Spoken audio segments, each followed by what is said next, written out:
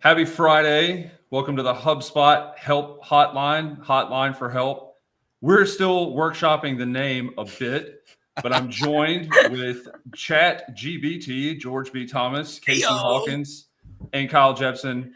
Lurking somewhere in the shadows is Chris Carolyn. He may pop in and out. Chris, that's your cue. Whoop, whoop. There he is. So he's here, bearded and all.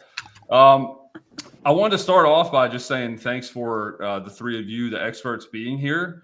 And for me and for Chris, you can unlurk now. I think setting a foundation for what this is for kind of made sense. So this should be, Chris, if you want to take this away and then go lurk some more, you can. But I'll try to start off. This should be almost an on-demand, like you can call in during the week, leave a voicemail, and get difficult problems or normal problems, really any type of problem solved by HubSpot's chief evangelist, Kyle Jepson, somebody who literally cloned himself, or Casey Hawkins, a person that was panicking earlier for no reason at all.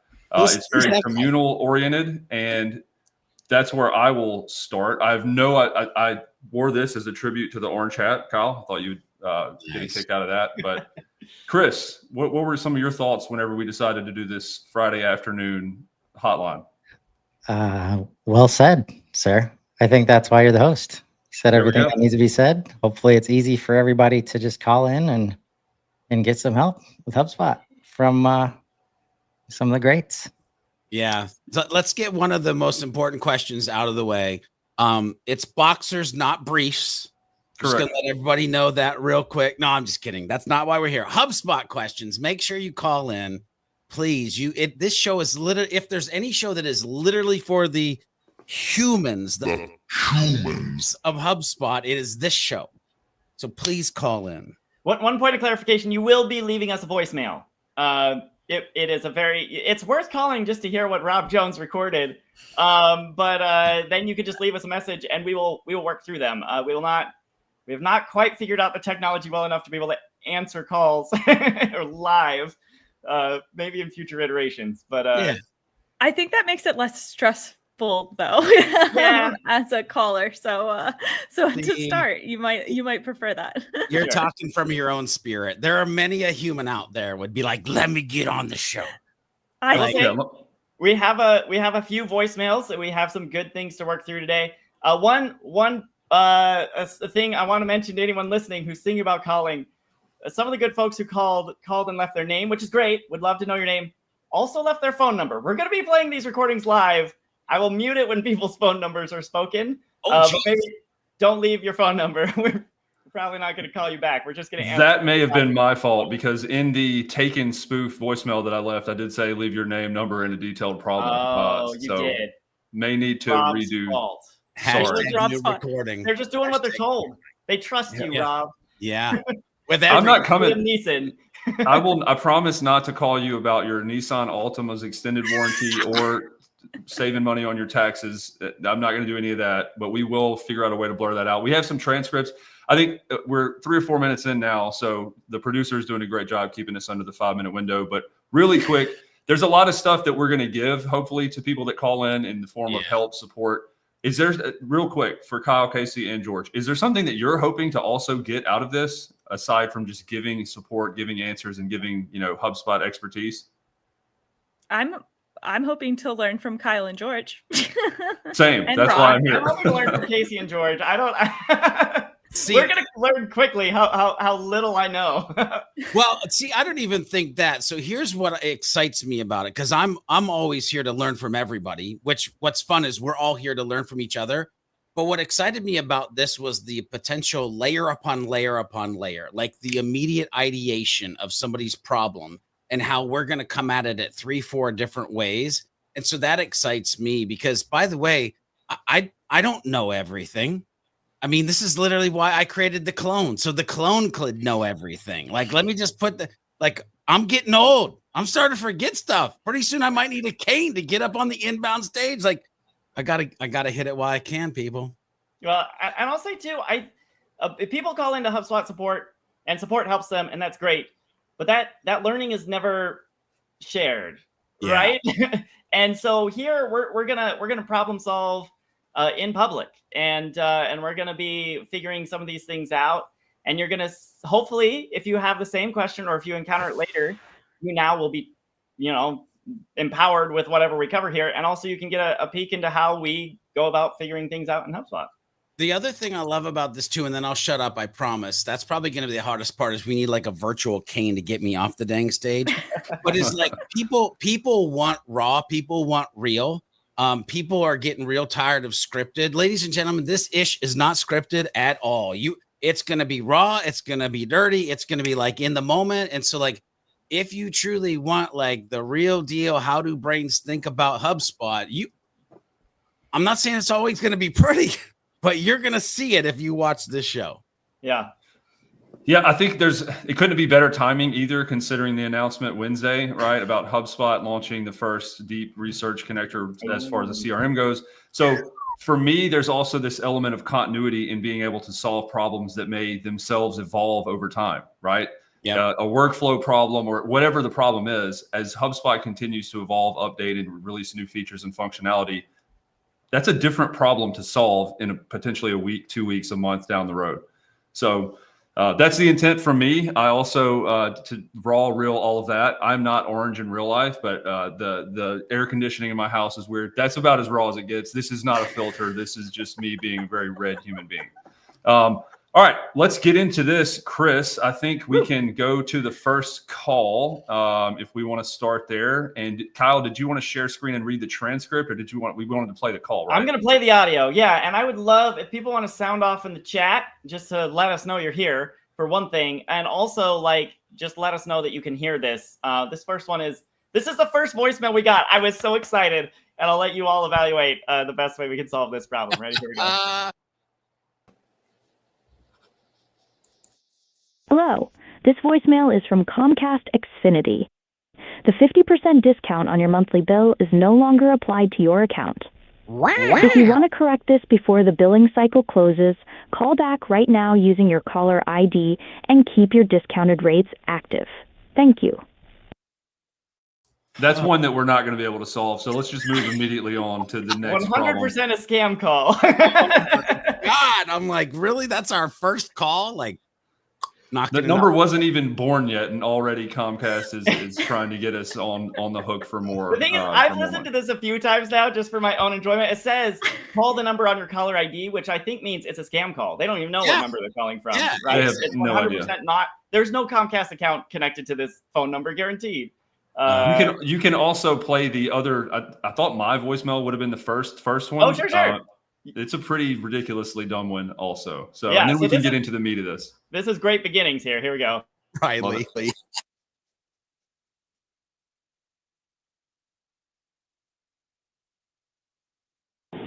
Testing 1, 2, 3 from your boy Rob Jones. That was Tony the Tiger. I think it flopped though. I should have done something about this. It's will funny. be a great voicemail. All the other voicemails we have, Breeze was able to generate an excellent summary, bullet pointed takeaways. It even said, like, you really need to renew your Comcast. That one, it was like, there's nothing. I don't know how to summarize it. There you go. That's why I'm on the show. Stumping AI and Breeze since 2019. I'm unable to provide a summary for this call. There is no relevant information available in the conversation transcript. If you have more details or another request, feel free to share. I will take Chris, you can kick me off stage at any time. No, you're Rob. No. Where'd he go? We need him. All right. No, Rob, here's the funny thing. Before we get into the next one, I was trying to decipher if that was like Tony the Tiger or if it was more of those, let's get ready to rumba. Like I thought maybe you're going in that direction, but either way, I loved it. I'm all up for doing a jingle for this, as I've been known to do, and recording different voicemails and cycling them once every 2 weeks. All right. Another part of this is, George mentioned raw, real. There's also hopefully an element of fun that we can bring to the show, because that's what HubSpot has done for me, and what it's done for a lot of people is make solving problems more fun. And so to not be myself and ourselves and have George doing the clone voice, the robot voice, which is awesome, by the way, it's not genuine, and I don't think people will believe it as much. All that said, we're 10 minutes in. Kyle, let's get to the first actual voicemail. Now 5 legitimate voicemails. So let's get down to work here. Here we go.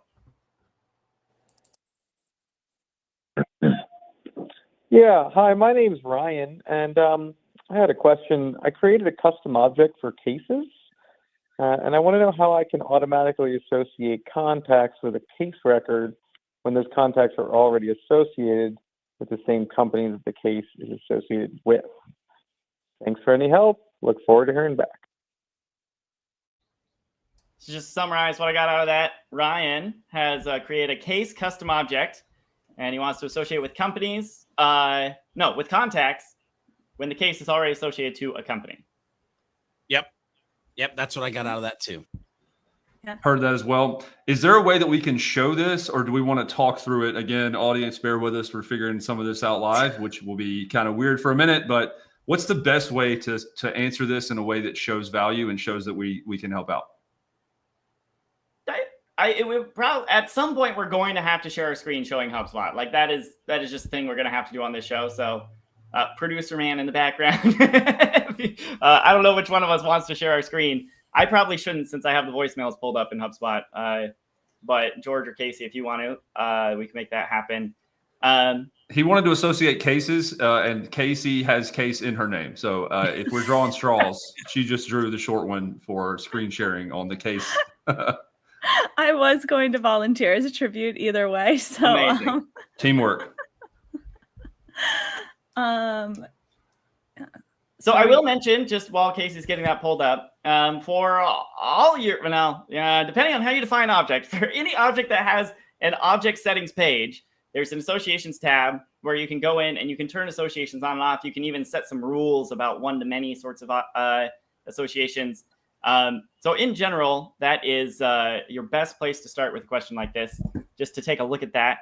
There's also always the data model overview where you can see what is associated to what, if you want a more visual layout. See, that's where my brain went, was when you're creating a custom object, you can literally tell it what you want it to associate with when it's actually in motion. So know that it's already going to be a thing when you're creating the data model of like your CRM. One, there's that.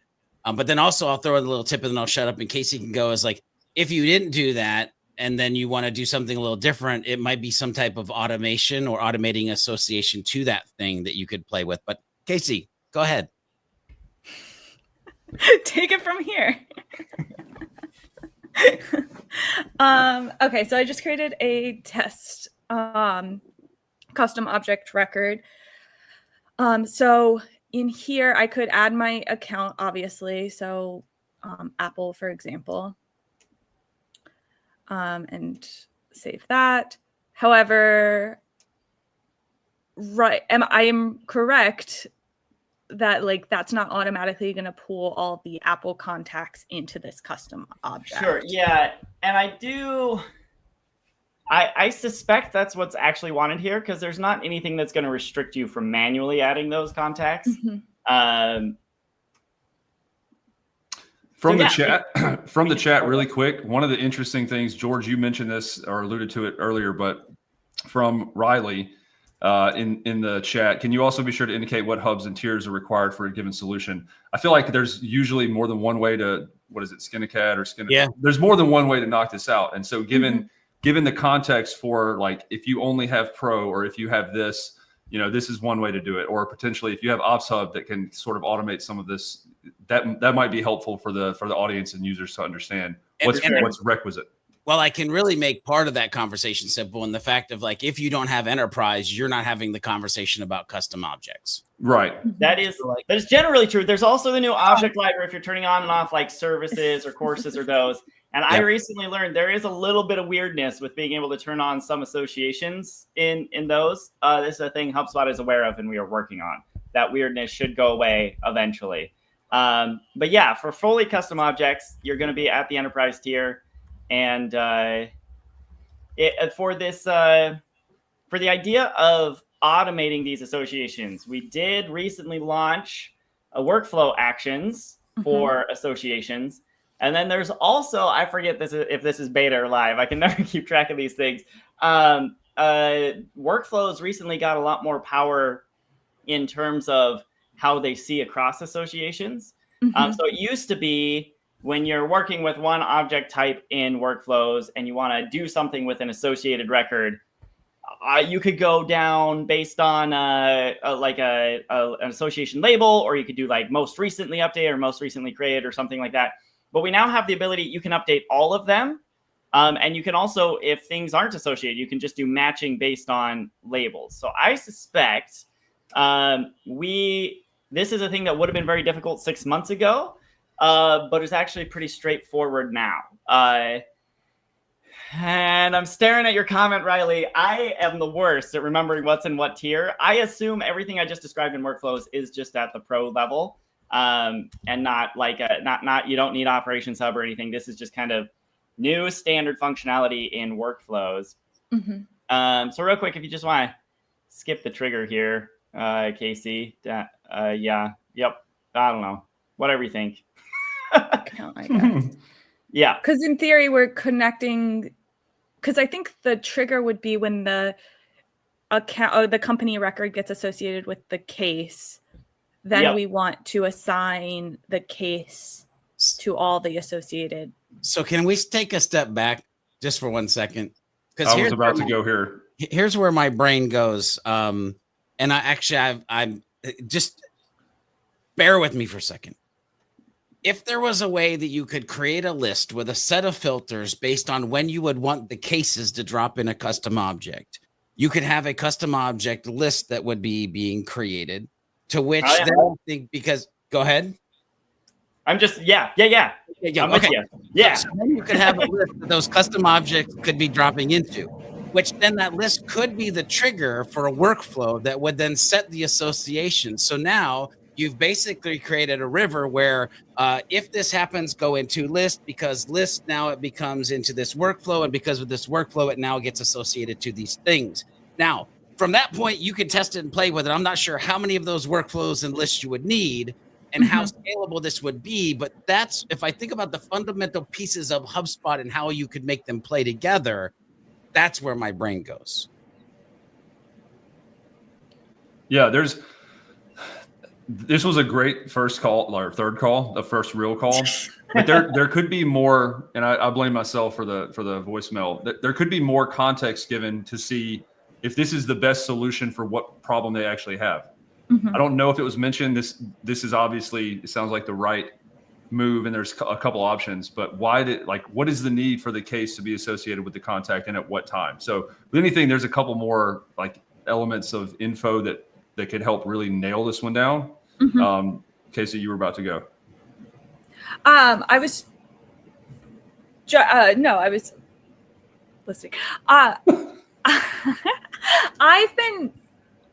I do this sometimes. I have a kind of janky workaround that I've been doing.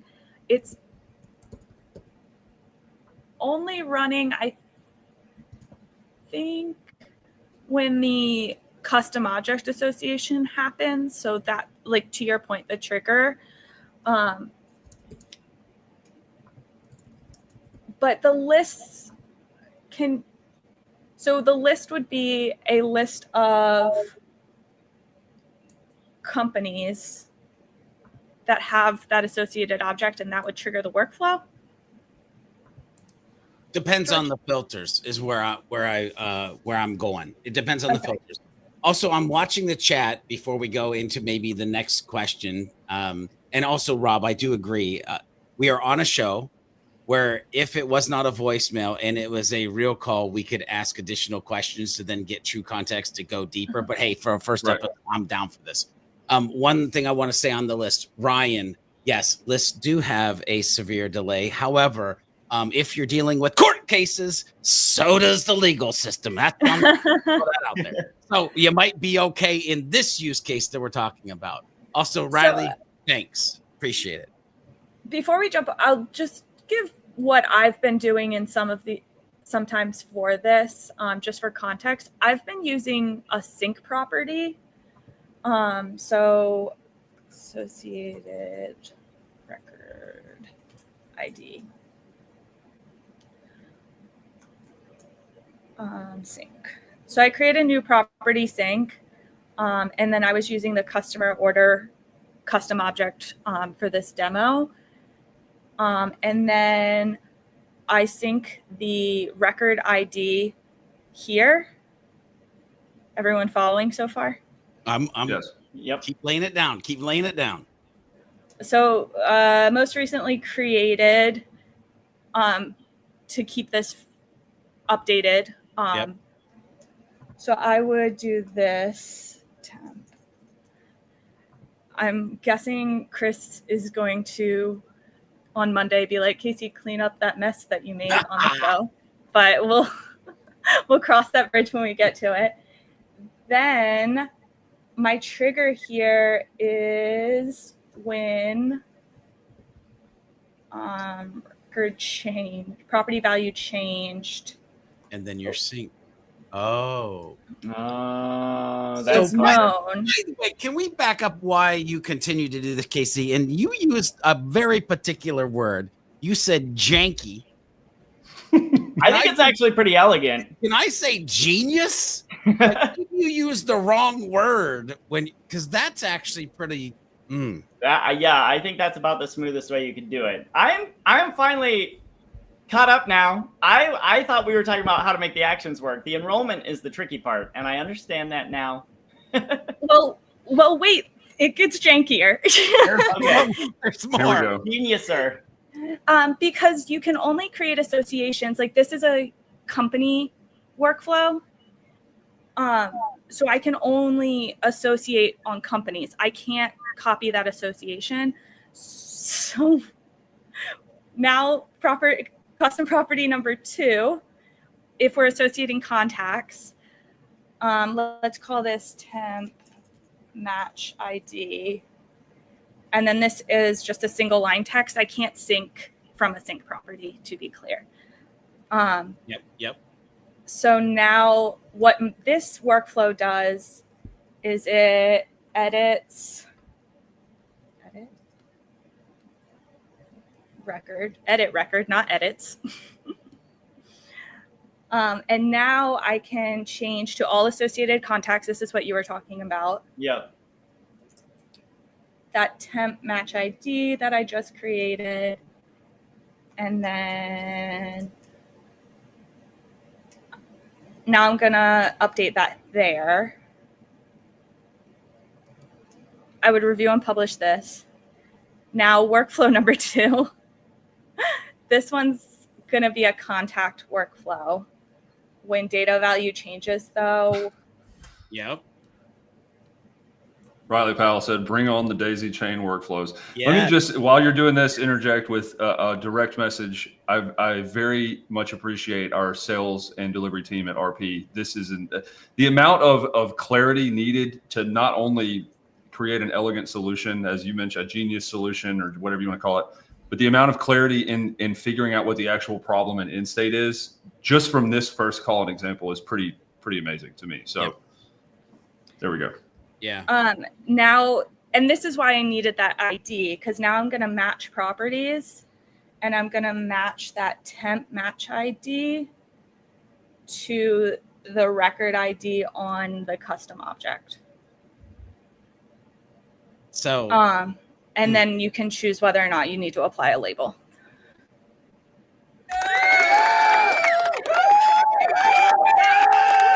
I'm just saying, that's what I got for you right there. Let's go. Love it. That was great. Chris, how'd we do? We ready for another call? Yeah. I'm exhausted. By the way, Casey, you got some kudos in the chat. Trisha is there for you. Genius being recognized. Bam. That's it. Hat tip. There you go. Big guns. I don't have them, but I'm going to give the guns on the show. All right. We ready? Yep. Ready. Here comes legitimate call number 2.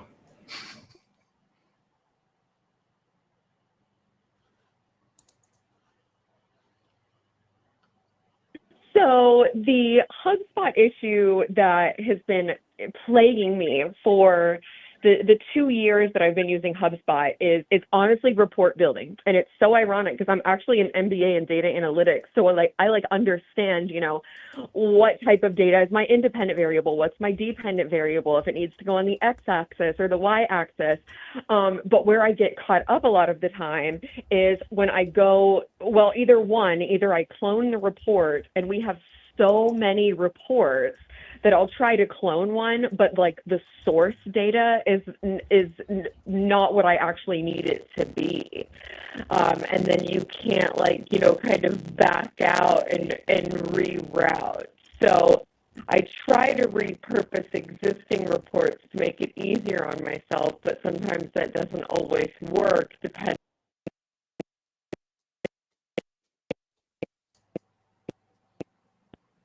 Legitimate voicemail. Wow. Not sure what's going on with the audio I suspect there. this is an issue with my computer, not with the voicemail itself. The voicemail is not the only thing that is sort of frozen right now over on my end. Apologies for that. Yep. I definitely thought it was like a service issue on the voicemail. I had this ready just in case, but stand by for some of these technical difficulties.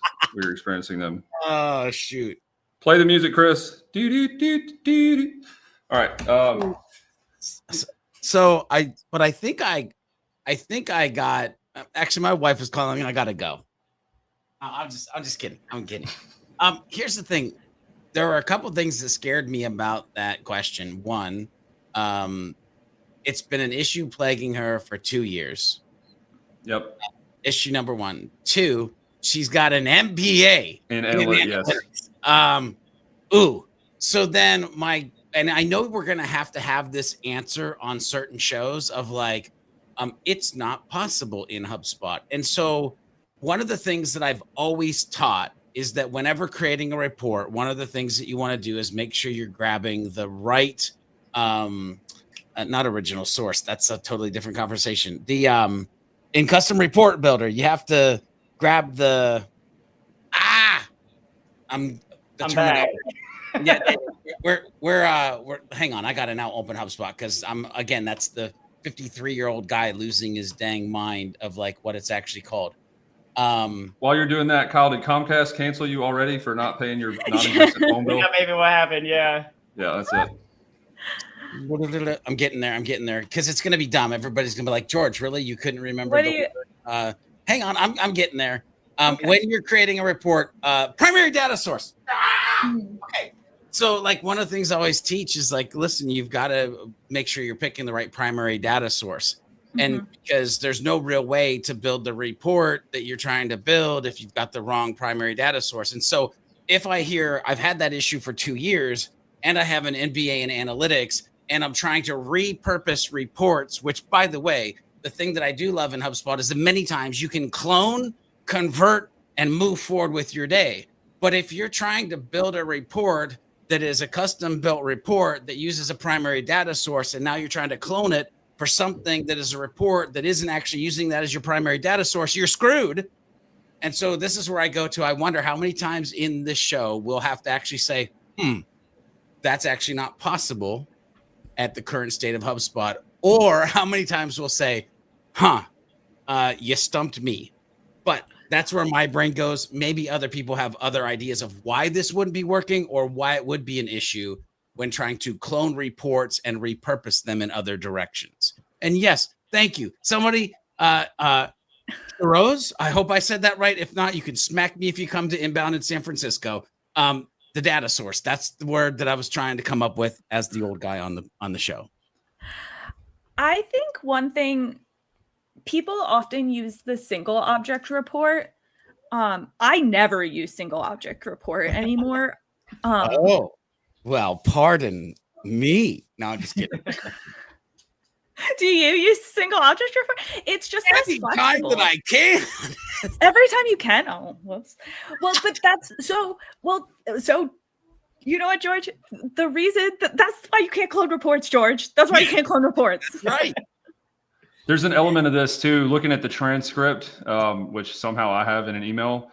The audio didn't play, but it did mention.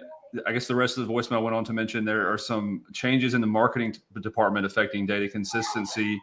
And one of the things they're looking at doing, they're interested in modeling deal conversions using both account and deal level data. That said, like to play devil's advocate, and because I'm bleed orange and I'm wearing an orange hat right now, I'm more reticent to say it can't be done in HubSpot just to be kind of devil's advocate here, but because it's come so far and the reporting is an insanely improved and more robust even since a year or 2 years ago.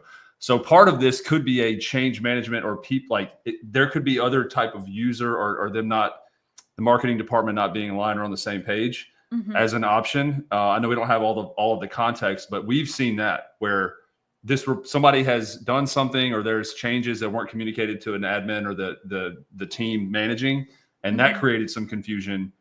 To your original point, George, an MBA in analytics in 2 years seems like something should have, a solution should be available. Yeah. Well, and here's the other thing. Words matter. And I'm glad you read that transcript because you said a word that was like, warning. You said deal and account level, which then makes me want to ask the question, wait, is Salesforce involved in this master equation that you're trying to do as well? Because that adds a level of complexity to what you might be trying to do as well. Yes, 100%. I don't know if I want Kyle. How do we get the rest of the voicemail, or do you want to move? I mean, it is 100% a failure on my computer's part. I'm happy to try to play the second half of it. I don't know what went wrong the first time. Where do we go to the next question? Well, I guess I'll just at least say that, like, George, you were saying the single data source. Yes. Why I like custom reports is you can change that. If you're in a single object report, you can't change that. So if you're cloning a report and you suddenly find like, oh, actually I need the company records, not the deal records. If you're in a custom object report, you can change that. And I will show you how. See, I need to get better at it. So here is the primary data source, which if you're in a single object report is very important. Okay. We get it. But but if I choose contacts and I'm trying to build the report from contacts, and then suddenly I'm like, oh, that property is not here. Oh, I actually need deals. You can just go in, edit data source, change that to this. Can I take this moment to teach something that I teach all the time? Yes. Please. Search before scroll. Wherever you're at in HubSpot, whatever you're trying to do, ladies and gentlemen, please search before scroll. Okay, I'll shut up. Here's the problem. You and Chris and your silly renaming of objects. I would have typed deals in. Oh, true. Yeah. Because all my contacts are named human. Thank you. Chris knew exactly what I was doing. All right. But that's if I just suggest that you check out custom reports and the multi-data. So it's interesting too, because what's interesting is even if you were doing a report that you only needed information off of a single object, it might behoove you to still use the custom report builder to do that, because then when cloning, this goes against everything that I typically teach, because I'm like, well, you go into the custom report builder when you need to see when the vectors align or when they go against each other, it's two objects, but if you thought about this differently, it could be the death of single object report tool in HubSpot because it's already there in the custom report builder. I also find it easier to find properties from this. Oh, without a doubt. So without another benefit. Hands down. I mean, I think it is intuitively true that the custom report builder has gotten a lot more love from HubSpot's product teams in the last year, 2, 5, 10. It's been a while since the single object report builder saw a really significant upgrade in UI. Or I mean, anything. To what both of you are saying, though, I think the happy medium is if there's is KISS, right? Keep it simple, stupid. If there's not a reason, if you can do it from single object and there's no need to involve the customer.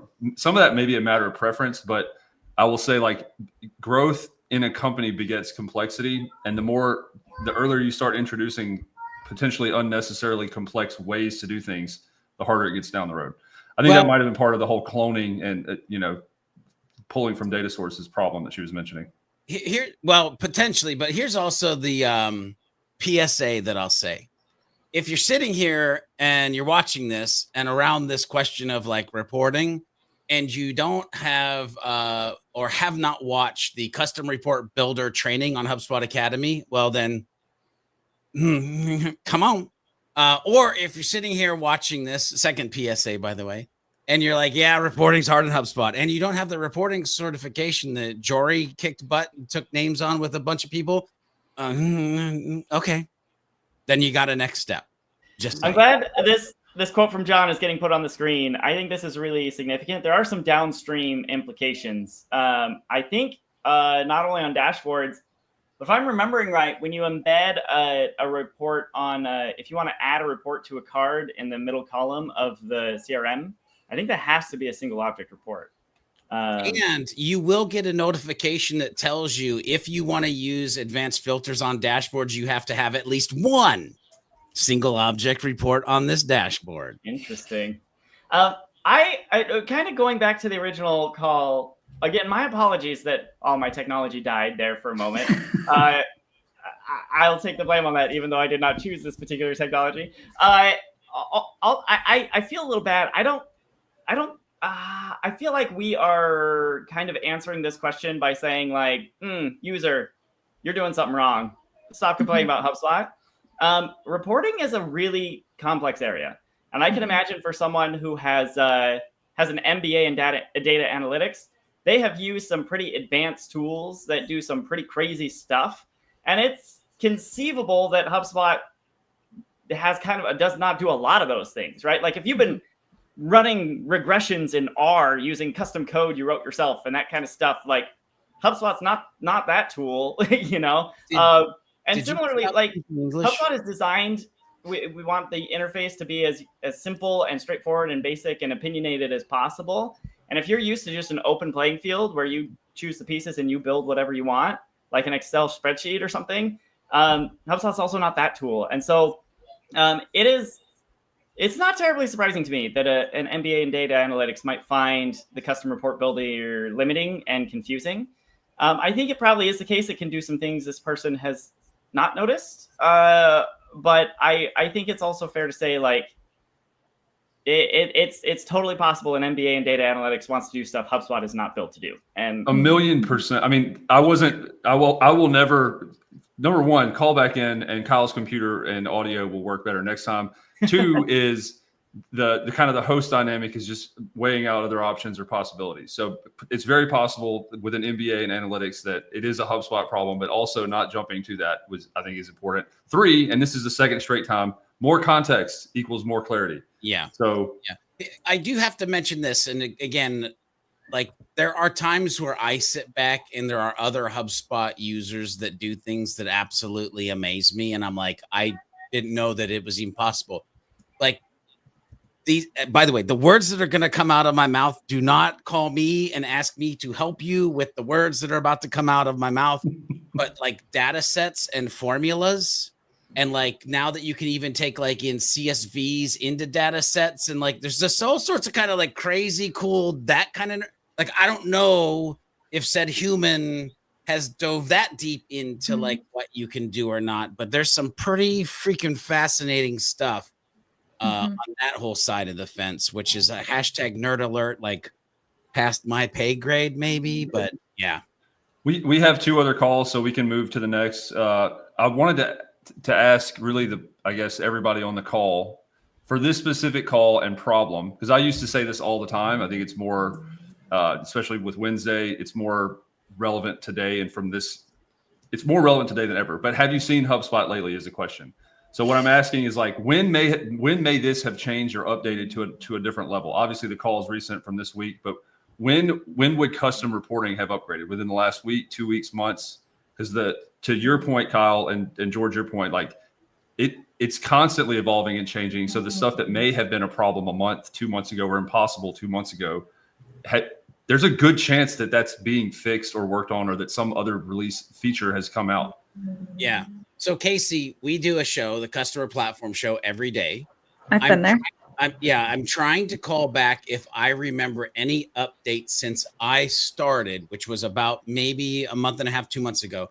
I don't specifically remember a custom reporting product update, but maybe we can like jump over to the portal and just see in the last 30, 60, 90 days if there's like any report updates. Maybe we swing back around towards the end of this, Rob, and answer that question by looking at what HubSpot has put out since then. Love it. All right, let's hear another call, huh? Yeah. Call number 3. We'll see how this goes. All right. Ready, set, go. Hi there. My name is Luna Ramirez. My phone number is 5108. HubSpot question for you is about adding attachments to quotes in HubSpot. So for example, if a customer wants their own references, like Exhibit A, Exhibit B, attached to the quote, essentially I want to know what's the best way to do that.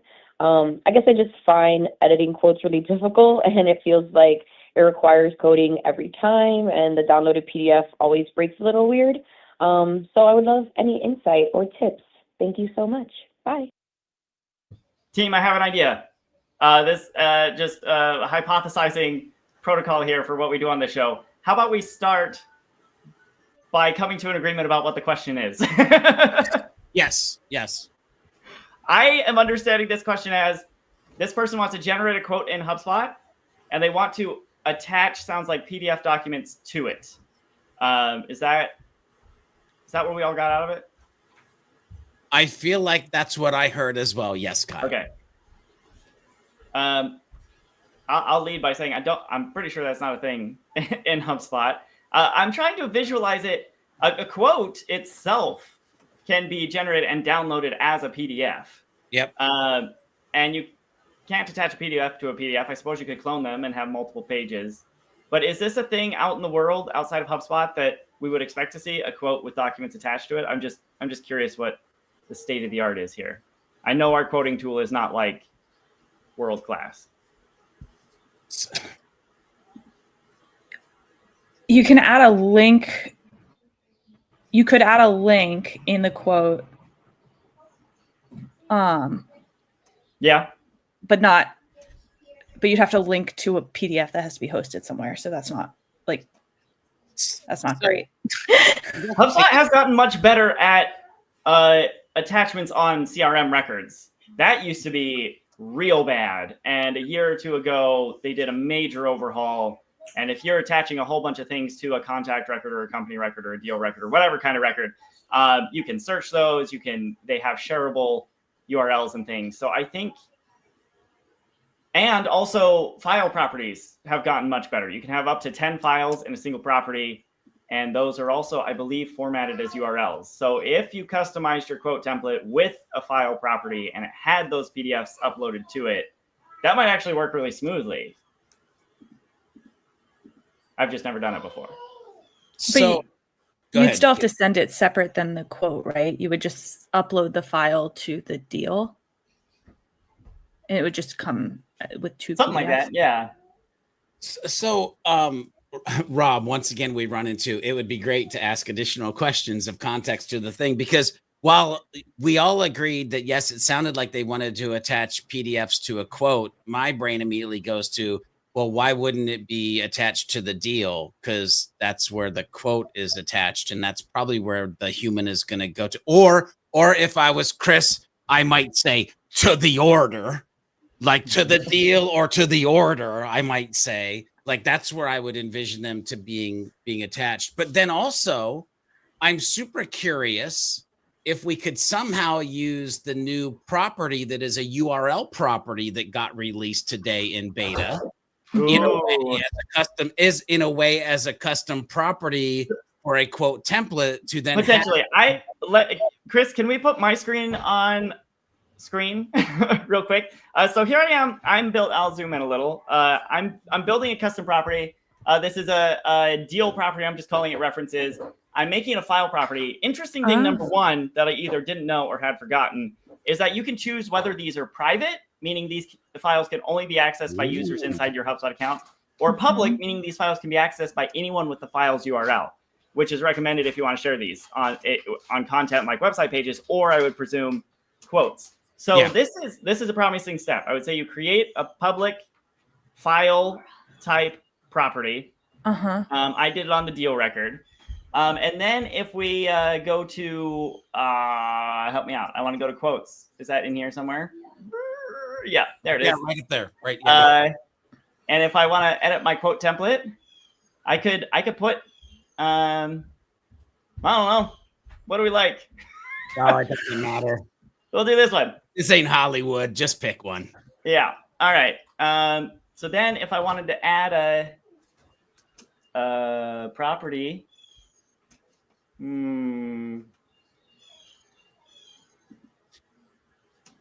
would you have to custom code it? Would it have maybe? No. They also said in the call about how quotes. I guess I just want to acknowledge that like quotes do sometimes need custom code. Yeah. Well, and two, I don't know how much we want to mention other people, places, apps during the show. Again, it is show number 1. But I'll tell you too where my brain went immediately at this question, other than like digging into the fact of like, is this really the question and is it possible in HubSpot? Was there are apps that add to additional quote functionality, like quote Helper. Yeah, right. That may actually get you closer to something that you're trying to do by looking at a tool that I don't even like to use integrates, because it's not like it integrates with HubSpot. It becomes a part of your HubSpot when you're getting into these types of spaces and places. I do like I don't know how to get it added. I think you might need to go into the like code of this. That's scary to me. I don't know how to do that. Well, actually, Kyle, go up to the top references or terms. That works actually. This works. Any of the text properties. We can personalize. I think you should be personalized. Yeah. So, this part, but the deal, we could pull in. And then you could do that file. I don't know if you can hear me. Yeah. Will that'll be a link, right? I guess. That's what I'm wondering. Yeah. Preview this bad boy. Well, the thing is, I don't have a record that has a value in that file property. So I'd have to go work on that. But, I love this create button here. Yes. Create a deal real quick. Deal with references. How about that? There we go. Record. By the way, while you're building this, Kyle, I'll just let you know that LinkedIn user says y'all are doing a great job! ! This is awesome. So doing a great job, everybody. I think that file, that's a handy thing. But also to your point, George, that there's other tools out there if it's difficult. Yeah. One of my value props for this is being less of an expert and being able to ask questions that may be obvious or dumb or however you want to call it. She referenced something breaking. And one of the comments from Daryl says, most likely custom code for the quote layout. Yep. Is the layout or formatting what they're referring to? Because a PDF breaking linguistically doesn't make sense to me. But are they talking about how it's actually formatted and looks, and that's what they're having trouble with? Well, the page breaks, I think. And I think Daryl might be saying that you would need to do custom code or a custom layout for what we're trying to do or what we're suggesting. I think is what maybe his statement was. But yeah, I suspect that's doable. All right. We'll skip that real quick. We're getting skip that real quick. Oh, I don't know. Yeah, just add like a whatever. There we go. All right, new basic, great. So, okay, oh yeah, can we preview? Not yet. Okay, next. Yeah, just create this bad boy. That's looking like it's just like a file ID number, which is not. It might be, but stellar. Not what we want. Which is why I originally went to like the new the URL property, because then too I could put it like, so where I go to like comments, the buyer or terms, like you can do snippets that you snippets are great. Yeah. Yeah, you can add personalization tokens, which could be the URL property. So like there's like that's where my brain was going with this. But yeah. Let's see what we get. Do we get a number or a URL here? It was a number. Oh. So all Okay. Chris, we can stop sharing my screen as I embarrassingly click around and accomplish nothing. Now remember, LinkedIn user says we're doing great. So I say this a lot. I'm going to say it again, and it won't be the last time I say it. I am primarily a researcher. You ask me stuff about HubSpot, I'm going to do what you just saw me do. I'm going to sit and I'm going to click around. I'm going to try stuff, and the first thing's not going to work, and the second thing's not going to work. And then I'm going to come back to you with a loom that I show you the perfect answer, and I look like a genius because you don't get to see the 7 first drafts that all did not work. Interestingly enough, Kyle, like this is the third. I mean, we're at 254 right now. The 3 calls. We had a bunch of voicemails. It's interesting to me, and I'll put this out here, of still having like the voicemail call in to maybe have problems that are able to be solved or discussed or get our opinions on that require less show and tell. But people could submit a video voicemail, like showcasing the context potentially of the problem. Now, the anonymization or whatnot may be tricky, but we wouldn't have to show that. We would at least have more video context that we could then go into your portal or Casey's portal and be able to work through the problem.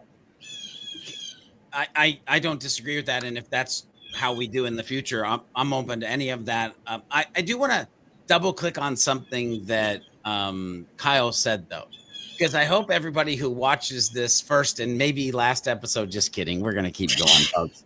But whoever watches this episode, like there's a superpower to what Kyle was talking about. We always call it, like in super admin, like it's sleuthing, right? It's how do you become a great detective of the things in and around your HubSpot ecosystem, so that you can like know this connects this to that. And so what if you pull this string and can do this thing?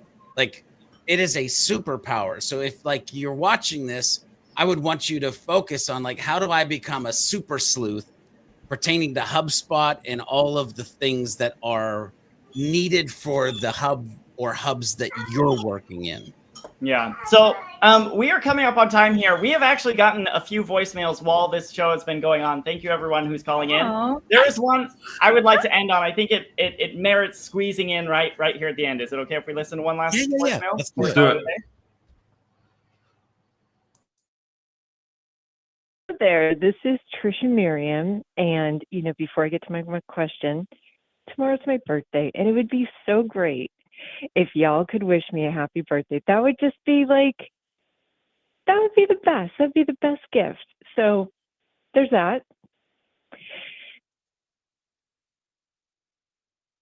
She goes on and has a question. We don't have very much time, but I just want to say happy birthday, Trisha.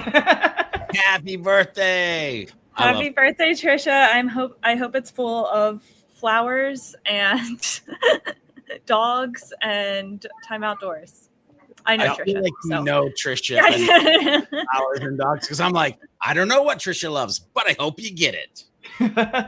I was on mute. Happy birthday, Trisha. I will, if the backpacker audio worked, we could figure that out. You could call in and I'll do like total request live and play people's songs maybe in a subsequent episode, but happy birthday. I think so. I would love to hear in the chat, people. Was this a success? Hi, Trisha. Hey. Yeah, put it in the chat. Put in the chat. Love it. Keep it. Keep going. We are actively seeking feedback. This is the first time we've ever done it. Thank you to those of you who called in and made a success. We'll do it again. And next time, even if nobody calls in, we've got a backlog of like 3 or 4 voicemails we need to get through. I feel like we owe that to the internet at this point. So we can commit to that. And if people keep calling, we can keep going. But if there are if you have suggestions of how we can make this better, more worth your time, I at least am hungry for that. Yes, I would agree. Yeah, the context, the video concept, not showing that whatever, but having some context. My favorite part, honestly, is reading the chat, which has been going off, and people helping each other in the chat. There's a ton of Daryl earlier, both actually. It's possible to build a layout with URL properties, rich text. We have some smart audience members tuning in. So hopefully we're helping to level up a little bit and wish people happy birthday along the way. Yes. Absolutely. We're a fun bunch. So we are here ostensibly to answer HubSpot questions, but simple requests like a birthday wish, absolutely send our way. 1,000,000%. Yeah. Is there a almost opening intro part, which I feel like people might want? Kyle, your thoughts, George, your thoughts, Casey, your thoughts on the announcement from Wednesday. Potentially we could answer voicemails for the 45-minute latter half of the show, but start off with OpenAI and HubSpot. Here's the hot take. Here's what we've learned in a week. I definitely think there could be a hot takes opening section for sure, without a doubt, moving forward. Love it. Well, we do want feedback. Casey, go ahead. Sorry. Oh, I was going to say Riley suggested Jeopardy style to gamify, but that stresses me out. As much as we struggled to answer some of these questions, if we had to answer them in the form of a question, I think my brain at least would just go offline. Hey, what is wrong with you, Chris? Yeah. I think he was suggesting we'd get points for who got the question right. Oh, jeez. I love it. Is the answer ever really correct? This is the part where again, some of this was I've been urging Chris to do this. I think there's an element of the producer coming in and giving feedback to end the show that I want to try out. So if you're around and wouldn't mind, tell us what we got right. Tell us what we can do better. We want to improve. I know the audience has been doing that, but Chris, lay it on us. Are you going to roast us for the last? Not a roast, but some helpful feedback potentially. Hang on, guys. I'm ready. So, Chris, you can start, but I'm ready. Don't make me mad. I'll play the music, brother. A technical piece of the quoting issue, I think, is often when you can iterate and you have multiple quotes on a deal, the ability to attach specific PDFs that might change as you change quotes. Like none of our solutions that we talked about would have solved for that. So coming from the industrial manufacturing space, sometimes they like to put like 10 attachments in the email and T's and C's and up and down the line that change depending on what the quote looks like. So in those cases, you know, it's tough sledding right now and would require a lot of custom work to be done. But all of the options, there's so many options available to do that inside of the custom cards in the middle of the record now with file management and stuff like that. So where the heck were you 15 minutes ago? Yeah, how is the show as a whole, Chris? Are we all fired? Do we get renewed for a second season? What's happening? Give us the Hollywood Insider. I'm trying to make Rob proud with this request for like being the producer that comes in and corrects everybody. No, this was amazing, folks. Like I'm so grateful that we could get together in a moment like this. I do think it begs the question of, do we need to figure out the live calling? Like, because most HubSpot situations, can anybody actually provide a compelling voicemail that does not require a little bit of digging? Because would it be too easy if you can actually leave a voicemail and we can just immediately solve the problem? I don't know. I'm interested in the live element. I'll just say that. But yeah, Probably this have is to awesome, move away folks. from LinkedIn Live if we want that. Hey, we got to do what we need to do, serve the people, right? And great job keeping everybody in line, Rob. Thank you. It is it's a pleasure. I have a bunch of notes and we'll definitely workshop that, but I think based on Chris's feedback, based on the chat, based on the audience, we will see everybody at 2 Central next Friday, June 13th. Play us some mock-off music, George. Yeah, that's 3 Eastern for everybody. That just so you know, 3 Eastern. It gets good if you give it a second. Chris hates this song, by the way. Hey!